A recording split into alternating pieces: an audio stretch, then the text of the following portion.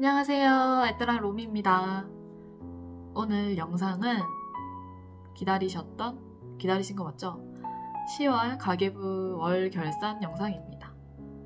10월 한 달도 어떻게 저희 집이 살았는지 브이로그를 보시면 대략 아실 수 있으실 거고, 이제 꼼꼼하게 이제 고정 지출에 대한 부분은 브이로그에 나오지 않기 때문에 고정 지출과 변동 지출, 비정기 지출, 비상금, 목적 저축 이렇게 저희가 지출한 부분에 대해서 세세하게 한번 이야기를 해보도록 하겠습니다. 먼저 저희 집 고정 지출비부터 알아보도록 할게요. 고정 지출비는 먼저 주거비에 포함되어 있는 아파트 관리비 19만 9,840원이 나왔습니다. 이거는 아마 이제 9월 10일까지 8월 10일에서 9월 10일 정도 사이에 지출한 저희 집 관리비이고요. 물론 이제 에어컨 사용료가 포함이 되어 있어서 지난달과 비슷하게 전년도보다 2만원 정도 더 나왔답니다. 그래서 이 2만원은 목적저축에서 제가 그 리빙에 모아온 목적저축에서 2만원을 가지고 와서 함께 지출을 했답니다. 그리고 도시가스는 9,639원이 나왔어요. 도시가스는 매월 이제 청구 할인되는 신용카드로 자동 결제가 되다 보니까 10% 할인을 해서 한 1,000몇백 원 정도 할인을 받은 금액입니다.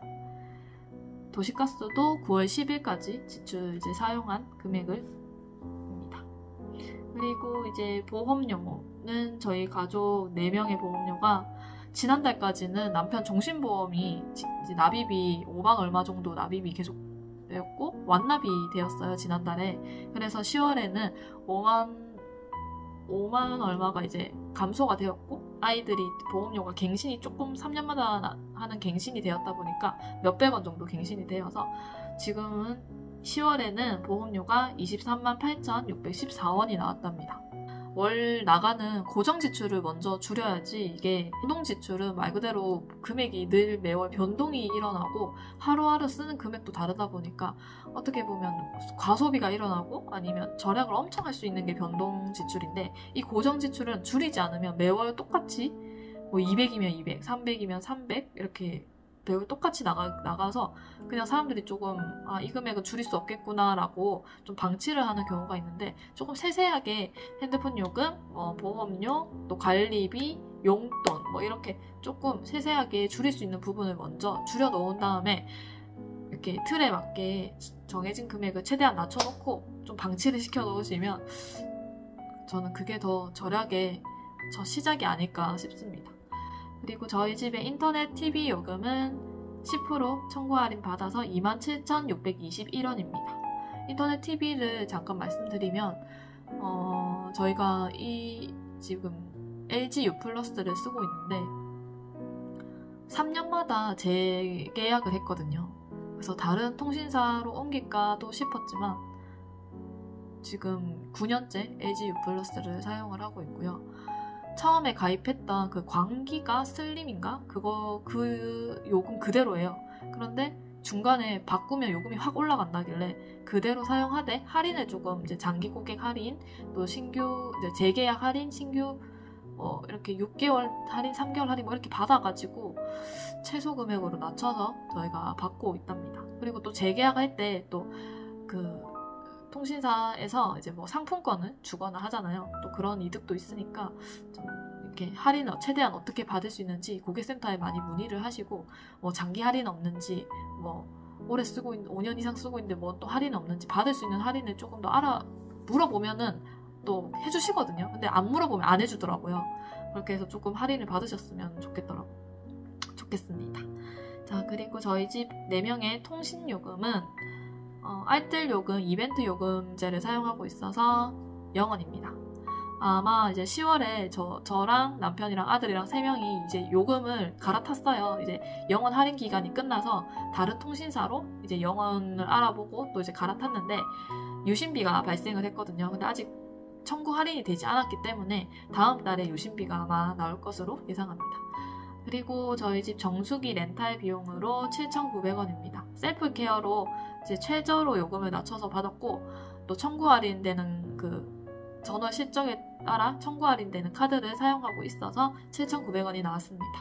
그리고 이런 이제 전월 실적에 맞춰서 신용카드 할인받는 방법은 제가 다른 이제 유튜브 시작하자마자 이제 제가 예전에 올린 영상이 있는데, 거기에 고정 지출에 나가는 비용들을 자동 결제로 해놓으면 얼추 이제 25만원 정도까지는 제가 고정 지출로만으로도 실적이 채워지더라고요.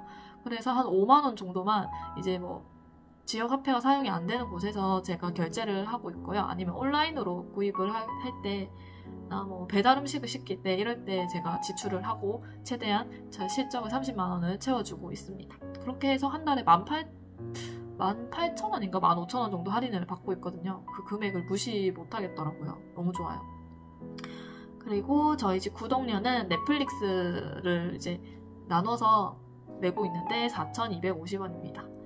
그리고 쿠팡도 이용을 하고 있는데, 그 쿠팡은 이제 제가 K뱅크 이벤트 할 때 가입을 해서 약 6개월 동안 이제 그 4,990원을 캐시백 해주는 이벤트에 대해서 내년 2월까지는 문제없이 쿠팡 플레이를 무료로 이용을 하고, 쿠팡 와우, 로켓 배송 등 다양하게 영원으로 이용할 수 있습니다. 그래서 이제 제가 저희 집에서 보고 있는 이제 구독해서 영상을 보는 게 넷플릭스, 쿠팡, 그리고 이제 저희 친언니가 쓰고 있는 디즈니까지 저희가 다양하게 지금 보고 있답니다. 그래서 영화관을 자주 안 가냐고 또 물어보시는 분이 계셨는데, 영화관은 정말 안 가요. 또 이제 신작이 나오면 물론 보고는 싶어서 갈 수도 있겠지만, 남편도 그렇고 저도 그렇고 이제는 조금 영화관에 가서 봐야 한다는 걸 조금 내려놓은 것 같아요. 정말 많이 갔거든요. 저희 남편이 영화를 좋아해서 아이들 학교나 어린이집 등원하고 무조건 조조 아니면 심야 진짜 많이 보러 다녔는데, 이제는 이제 넷플릭스나 뭐 다양한 구독 서비스를 이용해서 집에서 또 재미있게 영화를 시청하고 드라마를 보고 있습니다. 10월에 저희 집 용돈 4인 가족 용돈은 22만 7,500원이 나왔습니다. 저희 초등학생 아이들 용돈 지급하는 기준도 궁금해 하셔가지고 조금 살짝 얘기를 해주면, 7살 이제 어린이집 유치원 다닐 때까지는 용돈이 물론 없습니다. 이제 초등학교에 입학을 하면 이제 아이들이 문구점에도 가고 앞에 분식집에도 들리잖아요. 그래서 저는 1학년 3월 입학하는 날부터 저는 하루에 500원을 정해가지고 월요일부터 금요일까지 이렇게 주 얼마씩 용돈을 정해서 주었습니다. 그러니까 1학년은 500원씩 하면 2,500원이죠. 이렇게 주고 학년이 올라갈 때마다 하루 100원씩 이상을 해서 600원, 또 3학년은 700원, 4학년은 800원, 5학년은 900원 뭐 이렇게 계산을 해가지고 주 500원씩 거의 인상이 되게끔 해서 매주 월요일날 지급을 하고 있답니다. 주말에는 용돈이 없고요. 대신 이제 방학을 해도 똑같이 매주 용돈을 지급해서 아이들이 스스로 용돈을 관리하고 사고 싶은 게 있을 때 스스로 계산을 해서 사고, 또 모아가지고 옷을 사거나 장난감을 사거나 아이들이 그렇게 스스로 돈 관리를 하게끔 하고 있답니다. 물론 용돈이 다 써버려서 부족하다고는 하는데, 저는 스스로 계획하에 사용을 하는 거기 때문에 다음 주에는 이제 너가 조금 더 꼼꼼하게 계획을 해서 지출을 해라 라고 말을 하고 더 주지는 않는 편입니다. 좀 칼같이 하는 편이에요. 이렇게 엄마가 좀 어떤 날은 이렇게 주고 어떤 날은 안 주고 이렇게 조금 해버리면 아이가 좀 깨를 부릴 것 같은 그럴 것 같아서 저는 칼같이 놉 하고 주지를 않는답니다. 다음 주까지 기다려라 이렇게 하는 편이에요.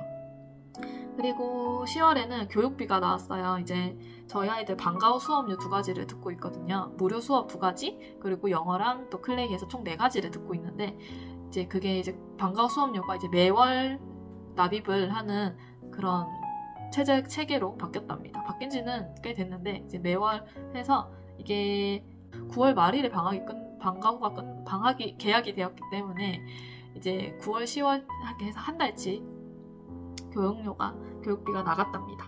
이렇게 해서 우유값도 저희가 이제 2학기 우유값도 총 합으로 계산을 해서 같이 지출이 되었고, 총 16만 1,990원이 교육비로 지출이 되었답니다. 그리고 저희가 매월 이제 연금저축 펀드와 연금저축보험에 납입을 하고 있는 33만 4천원이 납입이 되었고요. 그리고 비정기 바인더에 넣어주는 60만 원 이렇게 지출이 있었습니다. 이렇게 해서 저희 집 고정지출 총 합계는 181만 1,354원이 고정지출로 지출이 되었답니다. 비정기 바인더를 빼고 연금저축을 빼면 나머지 오로지 정말 월 지출로만 잡아본다면 한 100만 원이 안 되게끔 고정 지출로 제가 계획을 세워놓은 상태입니다. 그리고 저희 집 이제 변동 지출을 알아보도록 할게요. 변동 지출에 먼저 집밥 간식비. 저희 집 변동 지출은 월 100만 원으로 생활을 하고 있어요. 그 현금 100만 원으로 현금 바인더에 넣어서 카테고리별로 매주 예산을 정해서 지출을 하고 남은 잔액은 목적저축에 또 옮겨주고 또 예산을 채우고 이렇게 반복을 하면서 월 100만 원으로 예산을 정해서 살고 있답니다. 먼저 저희 집 집밥 간식을 살펴보면요. 총 지출 비용이 28만 6,697원입니다. 지난달보다는 조금 더 나왔네요. 그래도 30만 원을 넘지 않아서 다행입니다. 대신 배달 외식비가 넘었습니다. 배달 외식비가 월 예산이 15만 원인데 16만 940원이 나왔습니다.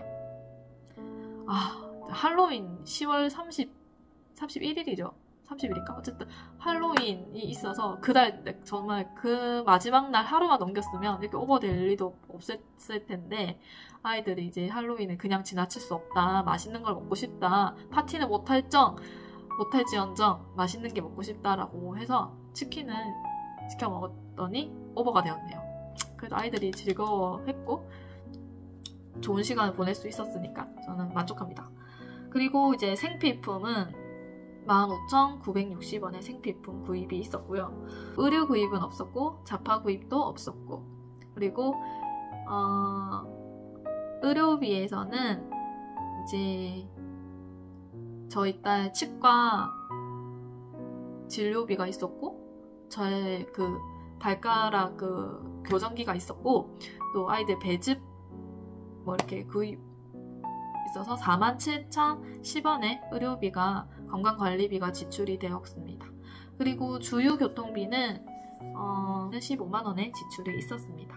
그리고 기타 비용에 37,000원이 있었는데 그 중에 이제 아이들 교회에서 하는 가을 소풍 비용도 지출이 되었고 교회 헌금 비용으로 또 지출이 되었답니다. 그리고 저희가 이제 캠핑을 다녀왔거든요. 2박 3일로.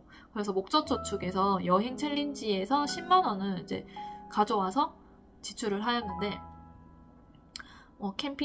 캠핑장 예약금 또 이게 장본 거 해서 하고 또 저희가 자전거 대여비도 있었고 또 울산 중부 여행으로 잡아가지고 여행으로 이제 카테고리에서 지출을 했는데 10만 원의 지출이 있었고 나머지 부족한 금액은 기타 비용에서 여가 비용으로 26,380원의 지출이 있었습니다.